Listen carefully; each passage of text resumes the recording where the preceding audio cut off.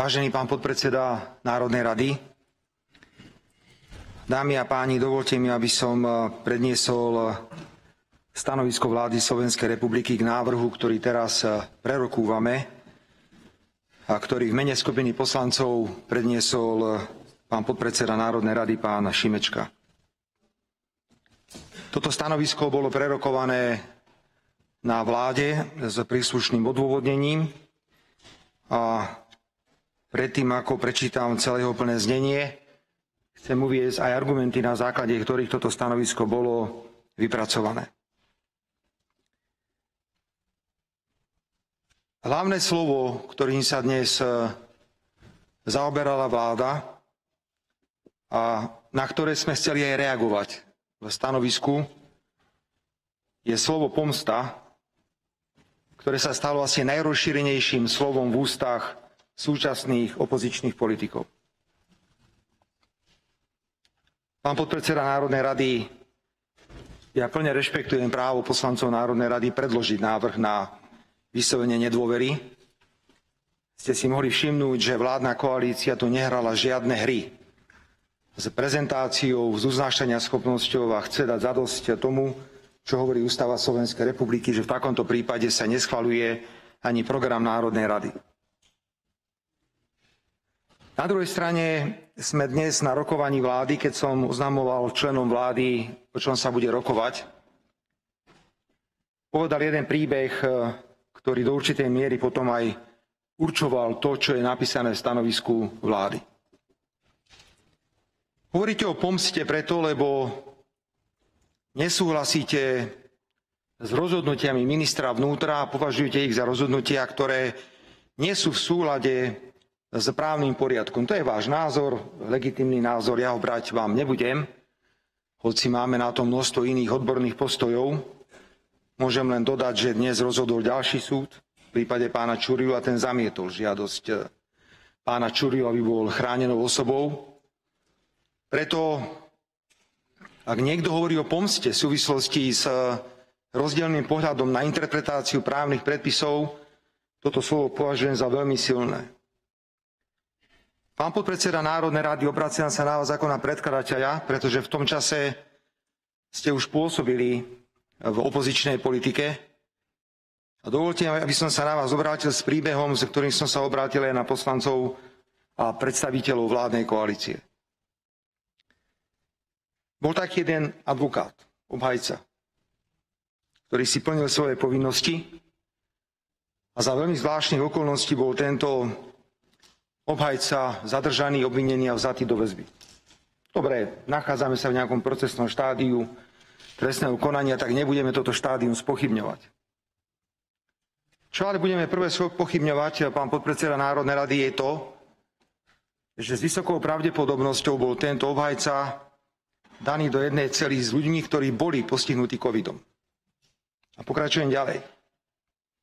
Tento človek ochorel na covid a začala procedúra, ktorá nemala konca kraja. Domáhala sa manželka obvineného informácií o jeho zdravotnom stave. Na to však vraj potreboval obvinený prítomnosť notára, ktorý by podpísal splnomocnenie, na základe ktorého by dostala jeho manželka informácie.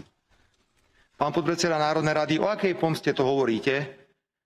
4-krát odmietli príslušné orgány možnosť stretnúť sa notárovi s týmto advokátom a dať mu alebo overiť splnomocnenie, ktoré by mu umožnilo poskytovať manželke informácie.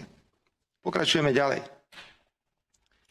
Jeho zdravotný stav sa tak zhoršil, že mu bolo treba dať plúcnu ventiláciu. Nikto mu nič nedal, vykašľali sa na neho. A tento obhajca, a nech to meno je známe na celom Slovensku, pán Krivočenko, zomrel, udusil sa. Došlo jedno lakonické stanovisko z Ministerstva spravodlivosti od tu sediacej pani poslankyne, s ktorou sa pravidelne objímate všetci, a povedala, že zomrel, lebo sme nemali plúcnu ventiláciu, ale bolo ich 37.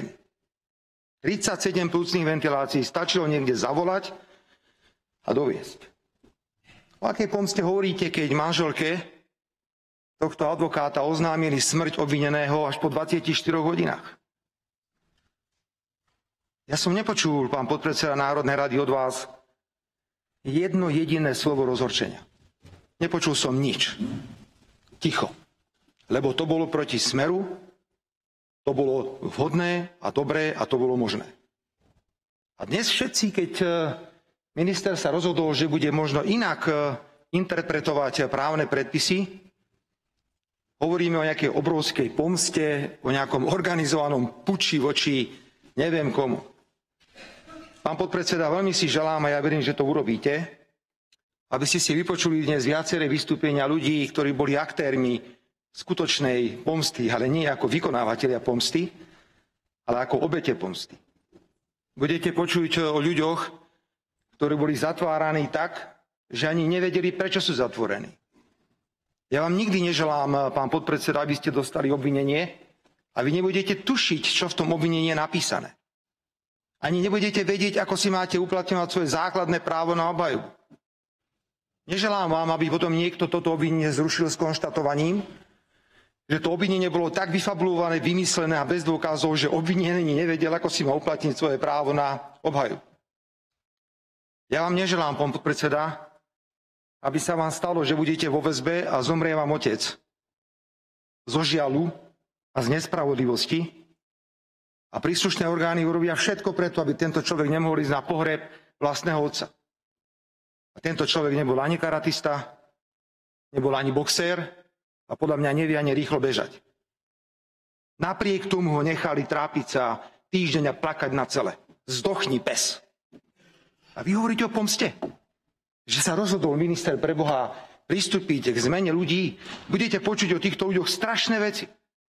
Vy vami, pán podpredseda, veľmi opatrne by som si vypočul tieto slová, pretože zistíte, čo za zvery pracovali na Národnej kriminálnej agentúre. Zistíte veľmi rýchlo, čo za zvery sú stále na špeciálnej prokuratúre. Ja si myslím, že je celkom prirodzené, že ľudia, ktorí sa takto správali, nechali ľudí zomierať, zadusiť sa, možno vlastnými zvratkami, nedopúšťali a neumožňovali týmto ľuďom elementárne prejavy civilizovanosti vo vlastných radoch k vlastným rodičom. Vy to kompenzujete slovom pomstíme sa, ideme sa pomstiť, ideme robiť zle. Viete, pán podpredseda, ak budeme rušiť elementárne pravidlá, že sa môžu meniť funkcionári na úvod volebného obdobia, potom nemôžeme fungovať. Pripomeniem vám, a vôbec ste tedy nepovedali ani pol slovo, ako ten najlepší a najkrajší prezident policajného zboru, pán Hamran, sa stal prezidentom policajného zboru. Veď on neprešiel cez výborové konanie, cez príslušný výbor. A to bol zákon, ktorý bol schválený na základe tlaku médií a mimovládnych organizácií, že predtým, ako minister vnútra pristúpi k menovaniu šéfa policajného zboru, musí mať odporúčanie takéhoto výboru. On bol tak nemožný a neschopný, že neprešiel cez výborové konanie, a to bolo v čase ich vládnej koalície. Tak sa zmenil zákon a minister ho vymenoval napriamo, bez toho, aby bolo nejaké výberové konanie. Ja som od vás nepočul ani slovo, pán podpredseda. A dnes hovoríte, že akým nechutným spôsobom bol vraj prezident policajného zboru odvolaný, ani mu neprišli poďakovať, ani snáď, čo mu mali urobiť, nastúpených vojakov, mali mu dať vyznamenanie, odchodné 500 000 eur a plakať pri jeho odchode? My vieme, čo robil. A vieme, akým spôsobom bol tento človek ustanovený. Prečo hovoríte o pomste, ak sa rozhodol minister, že nechce s niektorými ľuďmi spolupracovať? Keby sme my takto pristupovali k veciam, tak potom by žiadny funkcionár nebol odvolaný vládou, ktorá skončila 30. septembra, pretože všetci by sme boli bývali, aplikovali ustanovenie o tom, že ja som oznamovateľom korupcie, tak nemôžete so mnou pohnúť. Viete, do akých absurdít sa ide? Tie absurdity idú tak ďaleko, že dnes štátny tajomník môže vyhlásiť, že podávam trestné oznámenie ohľadne korupcie a už bude neodvolateľný. Kam sme sa to dostali? Jednoducho pozor na slovo pomsta. My hovoríme o aplikácii právnych predpisov, môžeme na ne mať rozdielne pohľady, ako vidíte, v prípade pána Čurilu súd rozhodol inak. Dobre viete, že ide iba o predbežné rozhodnutie. Ešte budú použiť právne prostriedky, o ktorých sa bude rozhodovať. Je tu celý rad ďalších právnych procedúr, ktoré bude treba aplikovať. Ak nechcete rešpektovať, pán podpredseda, že ministri majú právo si vybrať svojich spolupracovníkov A v mene politiky nútite vymýšľaním všelijakých nezmyslov, aby títo ľudia tam sedeli na stoličkách. Ako má fungovať systém, keď má mať prezident policajného zboru pod sebou ľudí, s ktorými nechce robiť? Jednoducho nechce robiť. Sú to viceprezidenti, ktorí sa vždy menili. Vždy. Došiel minister vymenil prezidenta policajného zboru a ten si so sebou ťahal najbližších spolupracovníkov. To nebudú platiť tieto elementárne pravidlá? No tak potom to urobme tak, že ak hovoríte, že toto je jednoducho niečo, čo vám mimoriadne vadí, ja hovorím, že to je porušovanie základných pravidiel fungovania systému, keď toto označujete za pomstu, tak potom poďme odvolať všetkých predsedov výborov za opozíciu. Poďme vás odvolať. Ale počkajte, no do toho, vidíte, hovoríte, že do toho, nie že do toho. Do tohto stavu dostávate túto krajinu, že ju znemožňujete fungovanie orgánov tým, že si vymýšľate nezmysly. Ako môže byť viceprezident policajného zboru viceprezidentom policajného zboru, keď ho tam nikto nechce? Je namočený do všetkých špinavosti a on sa bude teraz chrániť. Ja som oznamovateľom korupcie, tak tam budem sedieť 5 alebo 6 rokov ďalších, napriek tomu, že bude mať iba stoličku a bude sa pozerať von z okna, či sneží alebo prší. Zahrávate si, tak ako si zahrávala predchádzajúca vláda, keď odmietla vymenovať predsedu výboru pre ľudské práva a národnostné menšiny. Prepáčte, išlo o voľbu. A potom mi to pripomína, neviem, kto to povedal, niektorá pani poslankyňa, oni nechodili na výbor. Áno, lebo sme povedali, že budeme obštruovať tento výbor, pretože ste nám tam nezvolili predsedu opozičného, ktorý mal na základe dohôd právo na toto miesto. Tak buď platia nejaké dohody, alebo neplatia nejaké dohody. A viete, tieto pripomienky, prepáčte, pán predseda poslaneckého klubu, že v rámci dobrých vzťahov to nie je dobré rozhodnutie. A tu sú aké dobré vzťahy v tomto parlamente? To ste čo predvádzali v ostatnom období a čo predvádzate? Aké dobré vzťahy? Vy netušíte, čo sú dobré vzťahy, pokiaľ ide o politiku. Ja viem, čo sú dobré vzťahy. Vy o tom ani netušíte.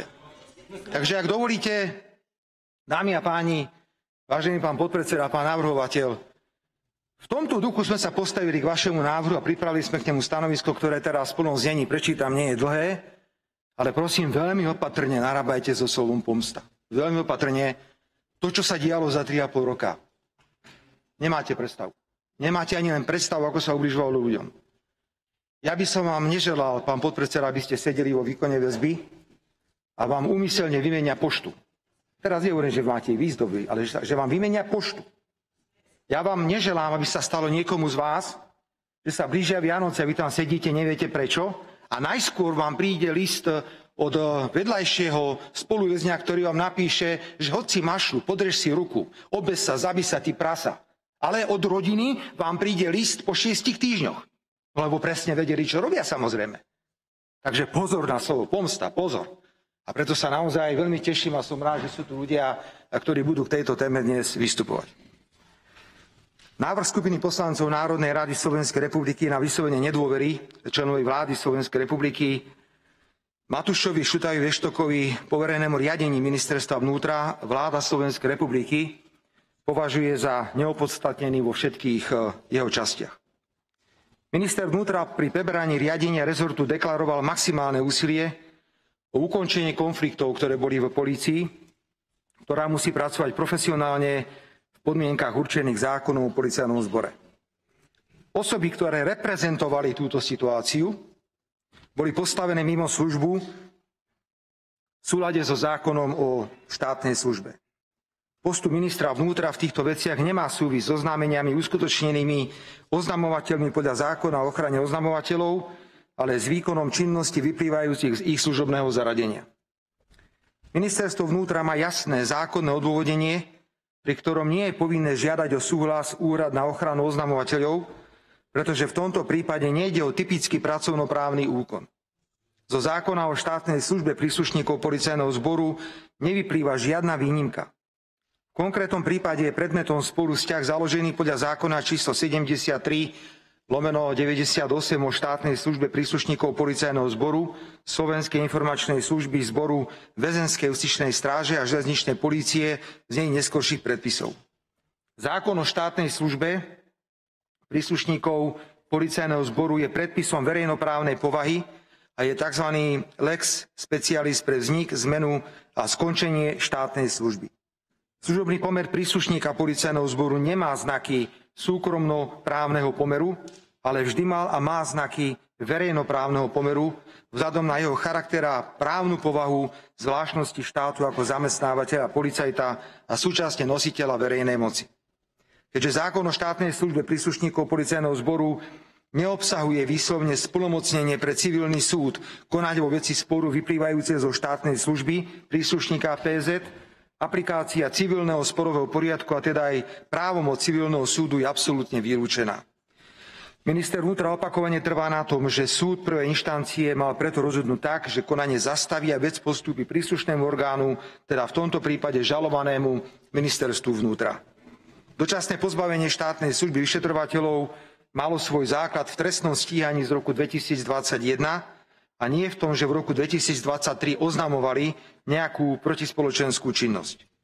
Mestský súd Bratislava 4 vyhovením návrhu na neodkladné opatrenie navrhovateľa nepotvrdil nezákonnosť konania, pretože pri rozhodovaní o neodkladnom opatrení súd vychádza v zásade iba z tvrdení toho, kto návrh vydania na neodkladné opatrenie podáva, v tomto prípade žalobca. Nevykonávalo sa štandardné dokazovanie. Z toho vyplýva, že nemohol ani konštatovať nezákonnosť postupu, keďže nerozhodoval v samotnej merite veci. Minister vnútra trvá na tom, že v konkrétnom prípade nebola daná právomoc civilného súdu prejednať a teda rozhodnúť o podanom návrhu na nariadenie neodkladného opatrenia. Súd má právomoc na preskúmanie zákonnosti vydaných rozhodnutí počas trvania služobného pomeru policajta, vrátane postupu pri jeho vydávaní iba v režime správneho súdnictva, nie civilného. Je neprípustné, aby sa nevyužitie prostriedkov súdnej ochrany v rámci správneho súdnictva nahrádzalo napríklad určujúcimi žalobami alebo žalobami na plnenie občianskoprávnom konaní, prípadne nariaďovaním neodkladných opatrení. V prípade, ak súd po preskúmaní obsahu návrhu na nariadenie neodkladného opatrenia zistí, že vo veci samej absentuje právomoc civilného súdu, nemožno návrhu na nariadenie neodkladného opatrenia vyhovieť. Preto, vážený pán podpredseda Národnej rady, hovoríme, že máme iný pohľad na interpretáciu týchto právnych predpisov a už absolútne odmietam, že iný pohľad sa tu bude označovať za pomstu. Pomsta, to je to, čo som ja vám hovoril pred niekoľkými minútami. Minister deklaroval plnú zodpovednosť za menovanie a výkon funkcie nového riaditeľa úradu inšpekčnej služby. Vyjadrovať sa k článku uverejnenom v denníku N a v iných médiách je bezpredmetné, právne neodôvodnené, pretože médiá neodrážajú skutočnosť, iba subjektívnym pohľadom vyjadrujú svoj názor. Ja viem, že máte záväzky voči denníku N, my ich nemáme, ale denník N nie je záväzný právny predpis. Denník N je nepriateľské protislovenské médium a je smutné, že takýmto pamfletom vy aplikujete a mávate pri takých vážnych návrhoch, ako je návrh na vyslovenie nedôvery členovi vlády. Rezortu vnútra nemôže hroziť pokuta, keďže sa minister vnútra riadil zákonom a teda vyšetrovateľom pozbavených výkonu štátnej služby nemohla vzniknúť žiadna škoda. Zákon číslo 73 z roku 98, ktorým je minister viazaný, mu prikazuje dočasne pozbaviť výkonu štátnej služby spomínaných vyšetrovateľov. Vzhľadom k tomu, že boli dočasne postavení mimo službu, im bola logicky znížená finančná odmena v súlade so zákonom. Polícia dnes robí tak, ako robiť má. Politické objednávky skončili. A ak bude stíhať aj osoby blízke dnešnej opozícii, nebude to účelové, ale dôvodné vyšetrovanie pod dozorom prokuratúry a súdov. Ďalšou naliehavou úlohou zvládnutou so cťou bolo riešenie kritickej situácie s nelegálnou migráciou.